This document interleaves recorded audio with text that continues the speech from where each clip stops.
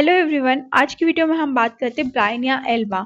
तो Bryonia Elba एक पॉलीकस्ट remedy है। इसके बहुत सारे मल्टीपल यूजेस हमको देखने के मिल जाते हैं और बहुत सारे इसके स्फीयर ऑफ एक्शन भी होते हैं। और ये प्लांट किंगडम से बिलोंग करती है और इसकी फैमिली है कुकुरबिटेसी। तो चलिए गाइस, अब हम देखते हैं इसके टॉप 10 यूजेस। कहाँ पे इसके बहुत ही इंपॉर्टेंट यूजेस हमको देखने को मिलते हैं।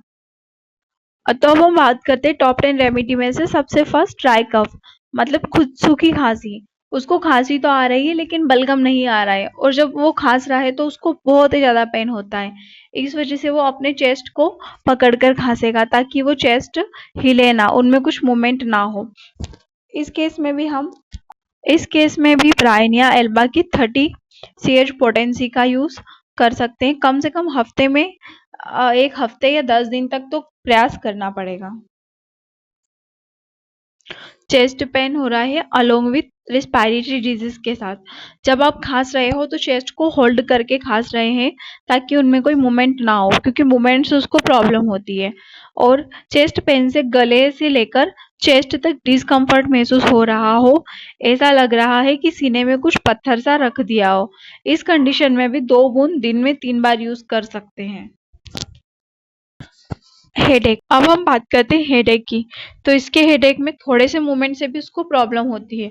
इवन जहाँ ये सो रहा है वहां पे लाइट ओपन कर दी, उसको आंखें ओपन करना तक नहीं पसंद है। इसको मोशन से बहुत ही ज्यादा एग्रावेशन होता है। और ऐसा लगता है कि इसके सर में बहुत ही ज्यादा प्रेशर हो रहा है। इस केस में अगर ये थोड़े कम समय से हो रहा है तो 6 से 7 दिन में ठीक हो जाएगा, लेकिन अगर ज्यादा हो रहा है तो आपको कम से कम 1 या 2 महीने तक लेनी ही पड़ेगी। अब बात करते हैं फीवर के केस में। जो ब्रायनिया का पेशेंट रहेगा वो एकदम चुपचाप से लेटा हुआ रहेगा, उसको मूवमेंट से बहुत ही ज्यादा प्रॉब्लम होगी। वो चुपचाप से सीधे लेटा हुआ होगा, यहाँ तक कि वो आंखें तक नहीं खोलेगा, क्योंकि उसको थोड़ा सा भी मूवमेंट उसके लिए बहुत ही ज्यादा पेनफुल होता है। तो इस केस में भी हम ब्रायनिया की 30 पोटेंसी दे सकते हैं, बट 10-10 मिनट के इंटरवल में। आर्थराइटिस और इन्फ्लामेशन के केस में भी ये बहुत ही ज्यादा उपयोगी है। आपके जॉइंट में बहुत ही ज्यादा स्टीफनेस, अकड़न वाली अगर चोट है तो उस केस में भी हम। नेक्स्ट हम बात करते हैं कॉन्स्टिपेशन के ऊपर।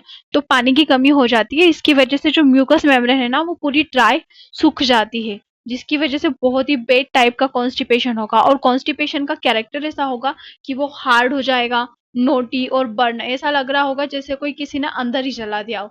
इस केस में भी हम ब्रायनिया को दे सकते हैं 2-2। अब हम नेक्स्ट बात करते हैं इसके मेंसेस, पीरियड्स के बारे में। वो इरेगुलर हो जाते हैं, सही टाइम पे ना आते हैं, और आते भी है तो स्कैंटी, बहुत ही कम ड्यूरेशन और क्वांटिटी दोनों ही कम हो जाती है। और साथ में उसको बहुत ज्यादा पेन होता है, और मेंसेस के साथ में उसको कॉन्स्टिपेशन भी बना रहता है। उसको बस आराम करने से सही लगता है। इस केस में भी हम ब्रायनिया को दे सकते हैं। तो गाइस, आपको ये वीडियो इन्फॉर्मेटिव लगी हो तो हमारे चैनल को सब्सक्राइब कीजिए और भी वीडियो के लिए बने रहिए।